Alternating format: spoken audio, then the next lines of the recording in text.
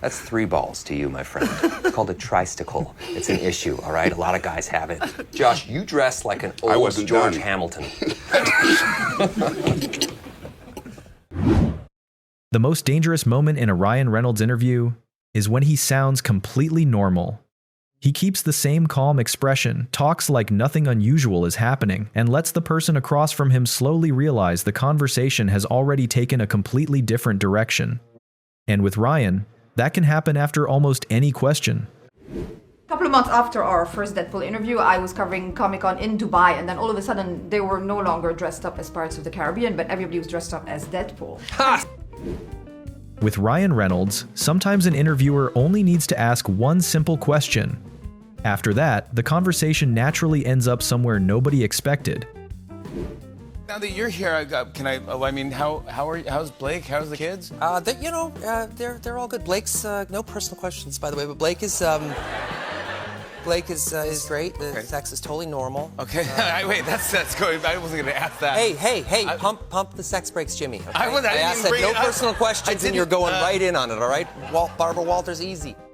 Cheers up. When you started kind of being interested in girls, you weren't as that cool or smooth. No, not at all. I don't believe it. No. I went through puberty at like 27. Really? It was a freak thing. Yeah, it was not good. Yeah. Ryan alone is already difficult enough to control. Add Jake Gyllenhaal into the mix, and the idea of a serious interview almost stops making sense. Is Ryan Reynolds missing a tooth? What do you... No, these are all my teeth. What the hell's going on here? Ryan Reynolds is missing a lot of things. Let's get these calf implants out too while we're at it. Wow! Whoa! What? Yes! I'm telling you right now. I'm sitting right next to him. Dude is covered in eyeliner. He has no eyes. You think lashes like he this has no eyes. It's crazy. He has no eyes. By the way, I brought you guys something because you know I love Deadpool. Oh, that's sweet. I know you liked it too. Thank you so much. Cool. That's great. Yeah. Thank you. All right. People usually talk about passion, destiny, or one life-changing moment. But Ryan Reynolds' path into acting started in a much more realistic way. Wanted to play Deadpool. Jobless? Yeah. Jobless. Just like every other guy, I was like... Desperate. Really, desperation, definitely. Elements of middle-aged panic. Talking to me, you're like, I go, you got any ideas for the second one? And you're like, yeah, what was it? No. At the time, my first pitch to the studio was not met very well. I pitched them that Deadpool, this is for the sequel, that Deadpool the whole story of the movie would be Deadpool trying to steal the big red chair from The Voice. That's right. And they were like, that's just the dumbest thing ever. Getting Brad Pitt to appear in a project is already a difficult task. But with Ryan, the interesting part isn't just Brad's decision to say yes, but the way Ryan valued that appearance. Fun to pitch the studio because we have a whole sequence in the movie with this team. Deadpool builds a team, the X-Force, and the studio was like, yes, like synergy, Avengers, like that's what we're gonna get out of this. It's gonna be great. And I was like, yeah, they're all amazing. They're all like super huge stars. It's gonna be awesome. Brad Pitt's gonna do it. And they were like, wait, hold on, back up. Brad Pitt's gonna do this? I was like, yeah, he's playing one of the characters. They're like, which character? I was like, he's gonna play Vanisher. And they're like, what's Vanisher's power? And I was like, well, he doesn't speak and he's invisible. What I would love you to do is take this knife and I just hold this, okay? Yes, okay. Okay, all right? Yep. Okay, and I'm gonna say something. Okay, hold on. I'm gonna say All right. Oh my God, he's got a knife. Mm-hmm. And now you say. Yeah. That's not a knife. Now that's a knife. Yes! Oh, come on! Oh! Copyright is usually a topic where people carefully choose every word. Ryan Reynolds thinks about it too. He just rarely reaches the same conclusion as everyone else. When you reference other movies or characters in other movies, is that a licensing thing or is it just a? If it is, we are screwed. DC or Marvel? Oh. You had three Marvel movies. I'm a Marvel fan, Yep. but I love all comic books, period. And I love all your movies, Yeah. period. But Marvel's or DC? Well, the Ronald part of me loves DC. I'd say, but I gotta listen to my inner Ryan, and he's a Marvel guy. I love Marvel. Okay. Marvel's my thing. You're friends with Hugh Jackman, and it seems like, do you have like a rivalry, or why wouldn't he not, would he be in Deadpool? I would love him to. I would love to do a Deadpool Wolverine mashup at some point. Some rooms only need one small sound to make every person turn around. And Ryan once walked into exactly that kind of place, with confidence that was completely misplaced. Take Alaska, and he didn't really. Right there. Yeah, it's right there. It would take us forever to respond, and we don't see it coming. No, exactly. This has been a labor of love getting this made. Yeah, it's been the best and worst relationship I've ever been in. It's 11 years. 11 years I've been trying to get this movie made. We made a script. We did that about 6 years ago. Then we did a little bit of test footage for this movie. That test footage sat on a shelf at Fox for 4 years. And then about a year and a half ago, somebody accidentally leaked it on the internet. Was that you? That's super crazy. Oh, no, I'm not going to do that. Yeah. Nothing to do with that. Very un-Canadian of you. Yeah. My mom was like, what does this button do? A few moments later.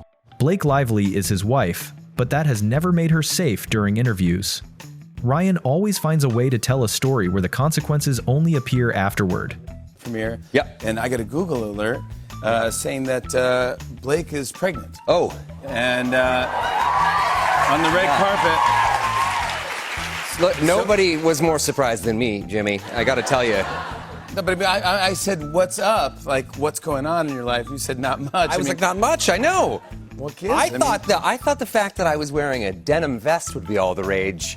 That would be all the news. That was going to be the news there. But then Blake shows up, uninvited, I might add. Oh, my goodness. That is unbelievable. I thought she's just been pounding beer. And it turns out that she's like 6 months pregnant or something, Okay, so for Christmas, how do you compete with something like that? Because she must decorate. Do you decorate? No, I don't at all. I would never even try to do that. If I decorated, the whole house would just be like, I don't know, like old spit or something. Like I have none of that sensibility. But my wife, Blake, is amazing certainly don't know how to at it. decorate if you'd use spit. Clearly. She's amazing at it. And I hope to someday create like a competition at some point where we're kind of... A delivery room is usually where husbands try their best to be as helpful as possible. Ryan Reynolds tried too, just in a way Blake will probably never forget. I want to talk about some immaturity that I want confirmation from you because my wife is pregnant. We're expecting our first. Very excited about that. And a lot of talking about like how you act in the delivery room. I'm in the room. You were in the room. Yeah, for sure. And you decided to play a song. Yeah. What did you play when your wife was in labor? I jammed a little Marvin Gaye's "Let's Get It On." Yeah. How did that go? It was like steak knives came out of her eyes. Yeah, because she's 4. And then you had another one with Blake recently. How old is that child? That happened from sex, and we had. Is that she's 2? Yeah, so she's just turned 2. You've only had sex twice? Just the 2 times, yeah. Okay. It's a mercenary job, so it's just clinical. So hoping for a third soon. Oh.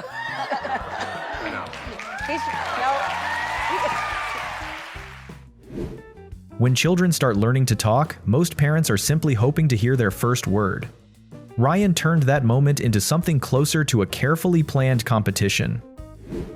Yeah. And is she talking? Yeah, she's saying mama. I'm telling you. You know what, though? You know what my wife doesn't realize, though? Is that she calls me mama, too. Seriously. That's very interesting. She calls me. I have to literally sit her down and tell her that penises don't work that way. No. You explained this all to her. Yes, yes. She understands.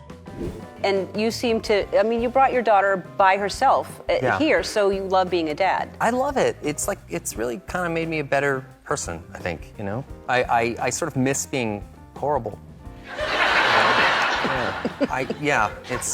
It's hard. Everybody has, it's always a challenge. 2 kids, it's like, I think of blinking now as tiny little breaks all day.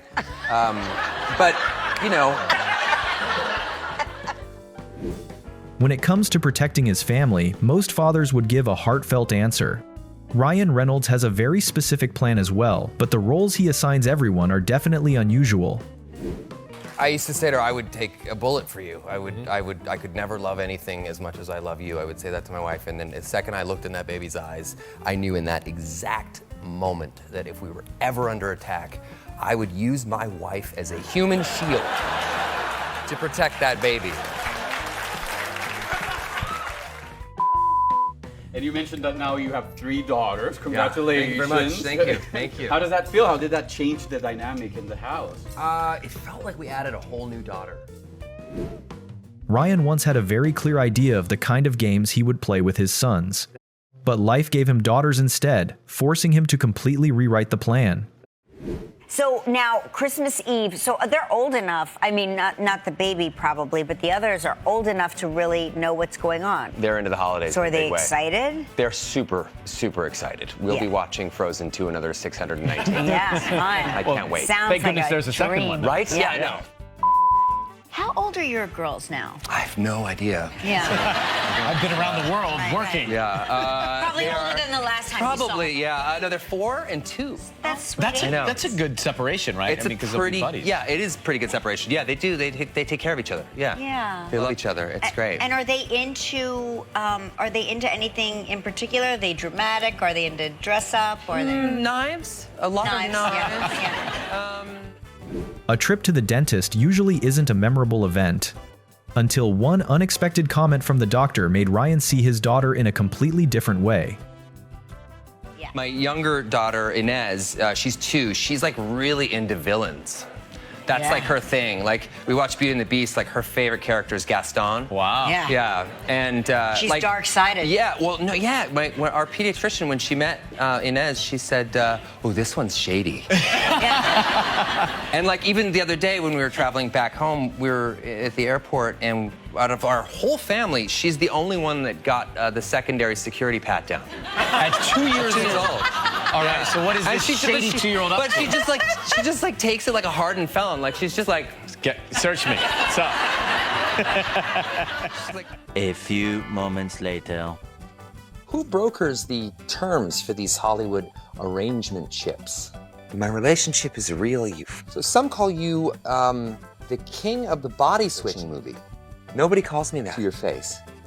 Boltneck, The Change Up, Selfless, Detective Pikachu, Criminal, The Voices, and to a lesser extent, this ad masquerading as a tired as shit fake twin brother sketch. Are you hard up for money, or are you just trying to scratch some sort of creative STD? I'm not hard up for money. But you sold the gin company. Yes, to Diageo. And now you're offering maximum effort marketing up to a volcano. Before becoming a father, Ryan had his own memories with his dad. The idea behind it sounded interesting at the time, but the memory itself was far more complicated than that. That's Ryan Reynolds, someone who can tell stories where nobody knows exactly where they're going. Not because he always has the perfect joke ready, but because anything that passes through Ryan's way of telling a story somehow ends up with a style that feels completely his own. And I just love it because it's, to me, it's like, you know, the news is like, these days, is just like pouring piping hot lemon juice into your eyeballs. So like, it just feels like it's a nice, like amazing, fun adventure that just sweeps you away for a couple hours. It's really good. good. It's Pikachu talks and no one can understand him. No one can understand him except Tim, the guy that he finds. So everyone else just hears Pika Pika, and Tim actually No, I mean, hears... it's unbelievable, dude. Everyone Tim did that hears reaction. Deadpool. So, yeah. He does hear Deadpool, yeah. Did you think of... It really is. I mean, I have seen Frozen with my daughters so many times. And people who don't know this, a lot of parents don't know this, if you play Frozen backwards, it's actually a shot-for-shot remake of The Exorcist. So that would...